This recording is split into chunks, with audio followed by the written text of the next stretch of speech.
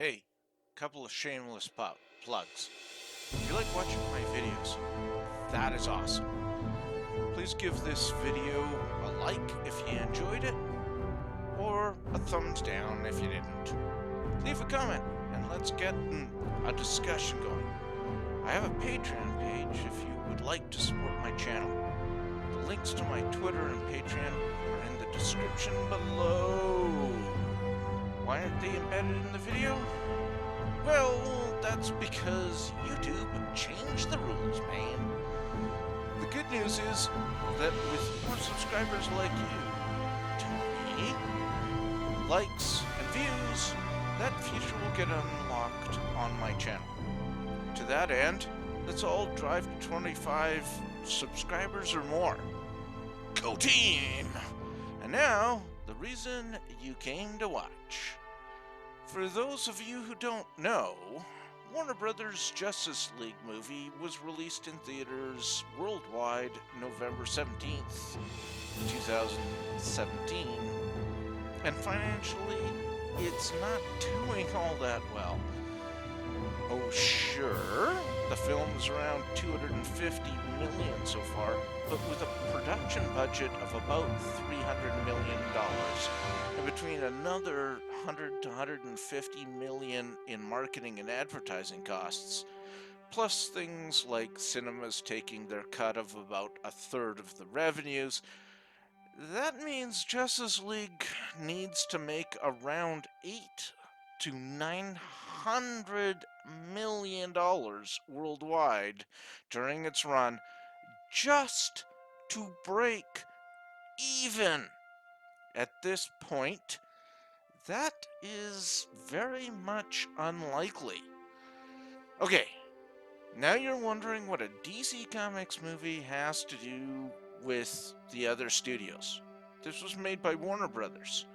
Disney and Marvel appear to be doing fine, as 20th Century Fox is doing great in the X-Men franchise. Even Sony has plans for Spider-Man villain Venom starring Tom Hardy. Keep in mind that Justice League has three,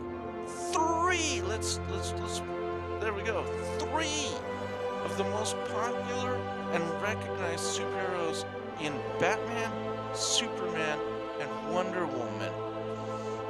Prior to 2008, the general movie-going public had zero idea that Iron Man even existed. People might have known who Captain America is, but I'd bet they wouldn't recognize him if you showed his picture before his movie came out. And Black Widow and Hawkeye arguably had no brand recognition outside of the Avengers comic book. Thor was more known as a Norse god than as a comic book character. Don't even get me started about Ant-Man or Guardians of the Galaxy. Most comic book fans didn't even know those characters existed until their movies. The point being that before 2008, the only superheroes considered sure bets were DC's Holy Trinity and Spider-Man.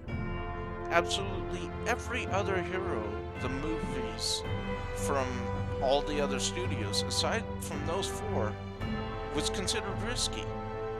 That meant movie budgets for the lesser known or totally unknown and certainly unproven characters were much smaller, relatively speaking.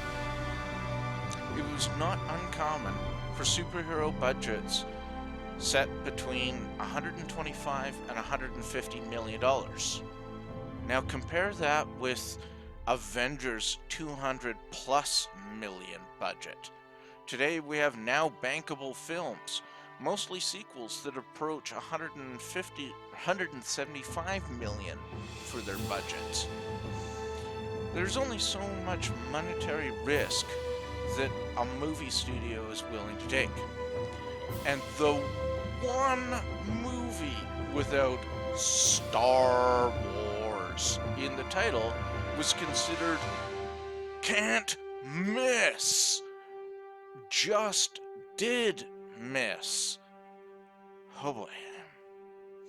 Coming by summer 2018 are about half a dozen superhero movies, most of which are done filming or are close to being done. Those films have spent their budgets. It's too late for them, except for advertising and marketing costs. Don't be surprised if you don't see a lot of TV commercials or posters or banners or whatever. They will still be advertised, but maybe not as much as originally planned. Then there are the movies that are not yet greenlit. They aren't in production, and only a fraction of their budgets are spent on planning thus far. I fully expect studios to sit back and watch what happens to the early 2018 movies. Do they fare well? Is Justice League the start of audience fatigue? Is it a blip because fans felt burnt out by Suicide Squad and Batman vs. Superman? True, Wonder Woman did well, but it did get off to a slow start and recovered only because of good word of mouth. Everything ends, and eventually the superhero bubble will burst. It happened to noir in the 1940s, westerns in the 1960s, gritty violence in the 70s, outlandish action in the 1980s, and so on. Personally, I believe Justice League is not the beginning of the end. I'll link my review at the end of the video.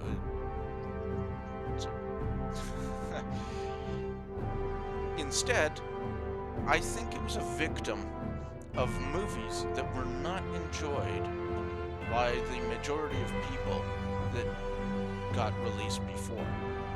But that doesn't mean that I am wrong. Justice League will cause every studio to take stock and really think whether a given movie that is coming in 2019 or 2020 is truly worth making and investing so much time and money. Marvel's Phase 4 suddenly looks uncertain. After Deadpool 2 and the new X-Men movie, perhaps Fox rethinks Gambit. Sony will start doubting if Venom and the Sinister Six need huge money, or can they be made for a lot less? DC and Warner Brothers may be against cold feet over Shazam, Black Adam, and The Flash. Has Justice League's box office take doomed Martin Scorsese's Joker film? Joss Whedon's Batgirl? The Gotham City Sirens suddenly looks doubtful. Are we even getting Justice League 2 with Darkseid?